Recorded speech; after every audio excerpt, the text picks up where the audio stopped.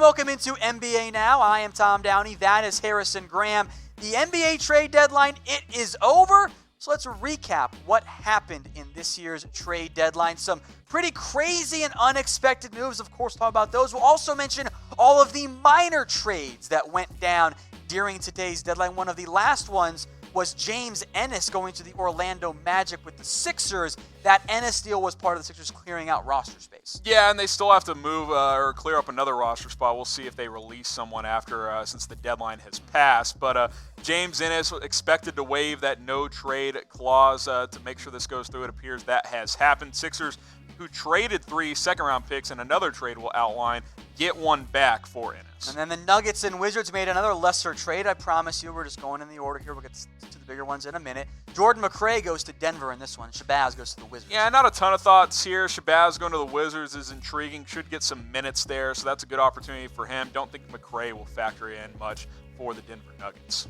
All right, this one was a shocker. The Cavs get Andre Drummond. The Pistons, meanwhile, get Brandon Knight, John Henson, and a 2023 second-round pick that will be the lesser of the Cavs or the Warriors. Shocker doesn't begin to describe what this trade was because that second-round pick has no value, and it's 3 years away.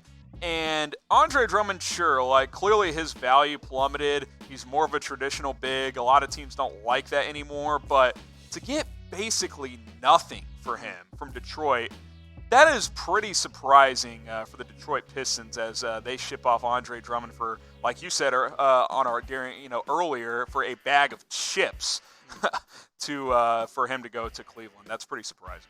That one was certainly unexpected here. We thought there could be an Andre Drummond trade.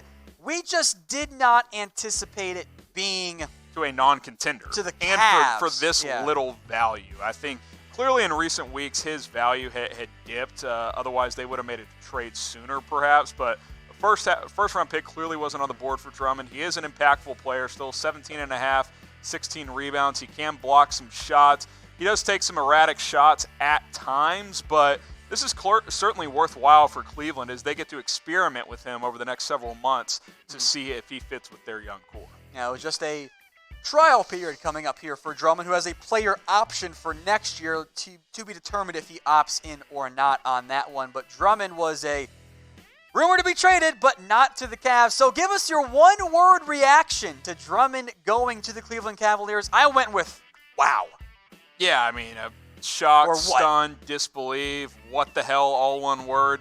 Detroit sucks. I mean, I know those are more than one word, but I don't understand from Detroit's side of things why they would make this trade. It really does not make any sense. I see bruh, I see oof as I, again, merge words for absolutely no reason.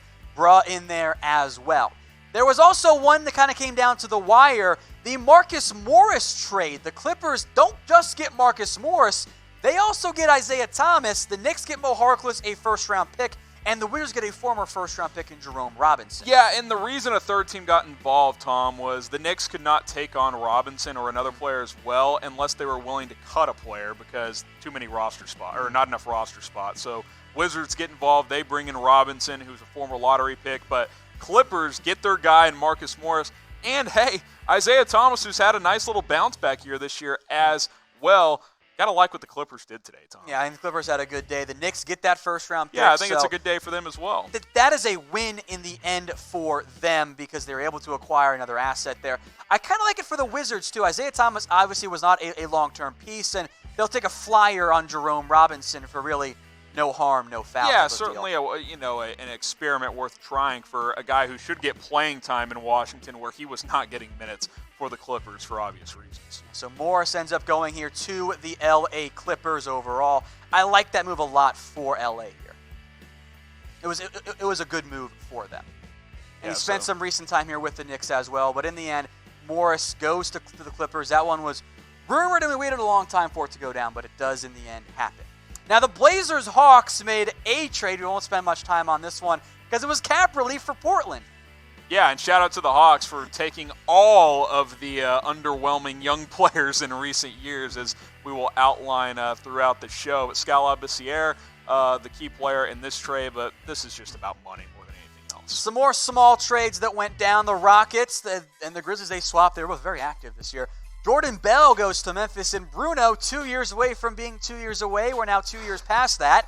He goes to Houston. That's a lot of 2 years there, Tom. We'll see if he has any impact with the Rockets. Jordan Bell, Memphis takes a flyer on him, gets a young big in return.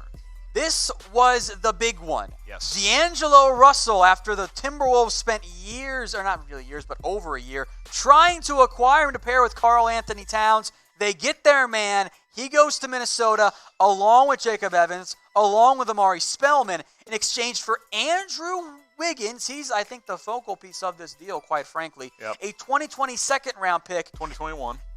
No, 2020. Well, yeah, 2021 second-round pick. You're right. So, excuse me. 2021 second-round pick and a 2021 first-round pick that is top 3 protected and then unprotected in the year 2022. Yeah, so the Warriors decided that they didn't want to pick in 2020. That was the sticking point. They don't feel like this upcoming draft is as valuable. So they counter, hey, give us a 2021 first round, throw a second round pick in there as well. I like this trade for Minnesota. I love it for them, frankly. To only give up one first round pick and to get rid of Andrew Wiggins to bring in D'Angelo Russell, I think that is a great trade for the Minnesota Timberwolves. Yeah, so we'll let you guys chime in here in just a second as to who won this trade. Type W for the Warriors, T for the Timberwolves. But for the D'Angelo Russell side, Minnesota, I think, clearly won this trade, Harrison. I don't think there's any doubt about it. Now, if Andrew Wiggins revitalizes his career with the Warriors, that doesn't mean they necessarily lost it. But on the surface, as we sit here today, you got to be typing your T for Timberwolves. Like, this is much better than I thought they were going to be able to do to get D'Angelo Russell. I thought it was going to cost at least 2 first-round picks. To only lose one, and not even your upcoming one, which will be a high pick, unless there's some crazy rally from Minnesota, which I don't expect. They're like 10 games back of the 8 seed. Yeah, so even if they improve a little bit, it's still going to be a top 10, 12 pick at worst, probably more like top 5 or 6. I do think it speaks to how the Warriors view this upcoming draft class versus how they view the 2021 draft class. And it speaks to they don't feel like Russell fits with Stephen Clay. I think that's the bottom line for the Warriors. So that is why they pulled the trigger on the trade with the Minnesota Timberwolves. Now, it is almost Valentine's Day, so do not forget. That's a bad route to go. I speak from personal experience, unfortunately. Head over to Pro Flowers. It's chatsports.com/flowers. That saves you 15% off flowers and gifts. Chatsports.com/flowers. Not just the flowers there, but the gifts too. You see something on your screen. Those cookie packages as well. It's chatsports.com/flowers. That will save you 15% off everything. Do it right now. You'll be able to avoid the urgent rush shipping, so save some money on top of that as well. Check the description, check the comments. We've got that link in there for you guys. Andrew Wiggins, meanwhile, goes to the Warriors, who Golden State believes in.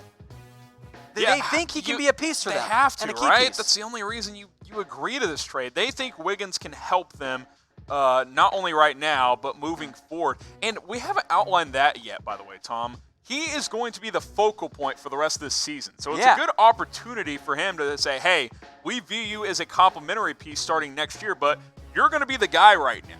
So he's going to get opportunities to flourish this year and to carve out a role starting for next year once Steph and Clay are fully healthy and the Warriors get back to the level they were, or try to get back to that level they were before this down season, obviously.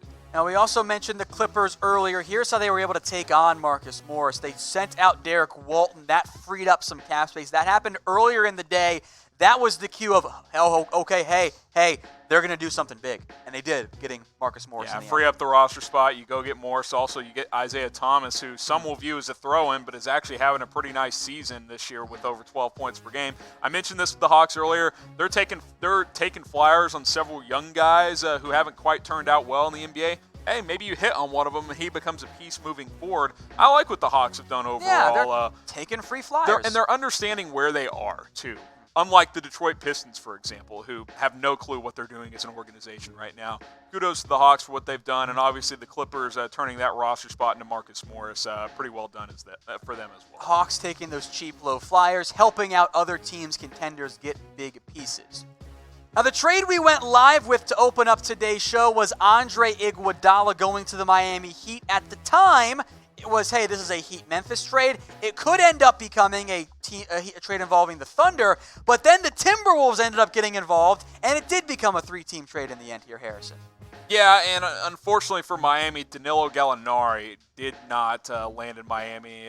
He is staying with Oklahoma City. So, but you do get Iguodala. Jay Crowder, to me, he's not just a throw-in. He's a guy who can help them, especially come playoff time. Grizzlies get a young asset in Justice Winslow. Yeah, Waiters and Jang's contracts aren't great, but they're off the books after next season. By then, Ja Morant's a third-year player. Jaren Jackson's a fourth-year player. Maybe you're closer to contending and you have some free money to go after someone in that 2021 free agency class. Before we dive more into Iggy here, just some updates onto why some of these players are involved, as I see in the comments too.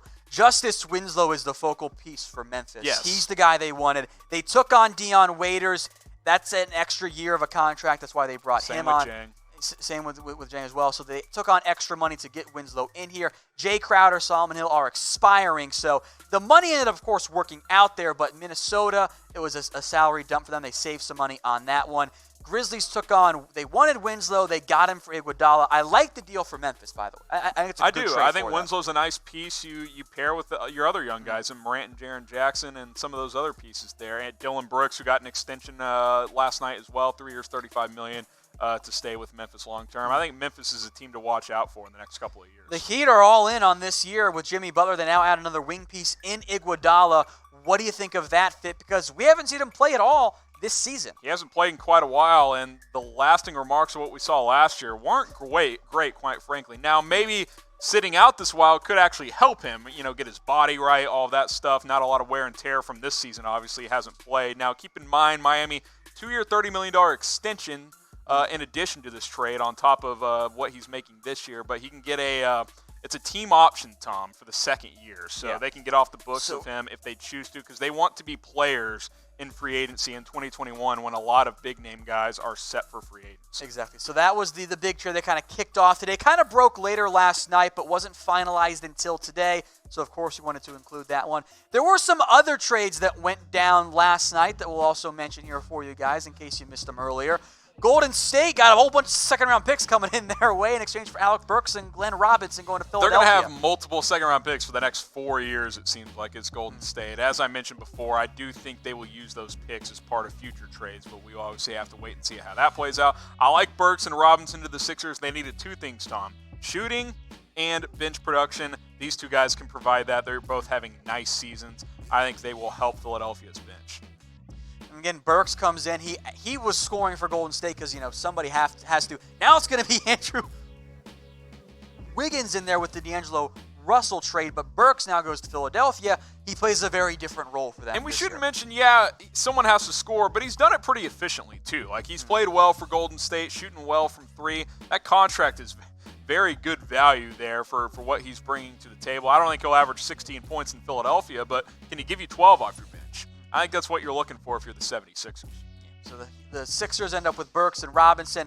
They add some depth there. We'll go into this later in a second, too, but Philadelphia also waived Trey Burke. They had to clear out 2 roster spots now they have with the Ennis and the Burke release. That's interesting because he played pretty well for the Mavs last year. I like Burke. Maybe the Lakers go after him? I think it makes some sense. We'll see what happens there. Now, before we dive into some more discussion here, you can bet on the NBA title odds. It's chatsports.com/bet. These were the pre-deadline odds. I'm curious here if the Clippers will end up rising or not here, but it's chatsports.com/bet. Use that promo code NBA120. That is chatsports.com/bet.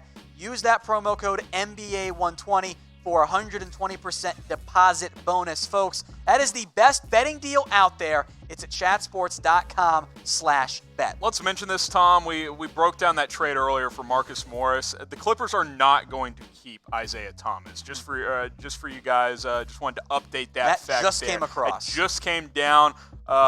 We will look at that. We will outline that trade one more time here. So the Clippers are still getting Marcus Morris, but they are not going to keep Isaiah Thomas. So it's going to be Mo Harkless and a pick to New York.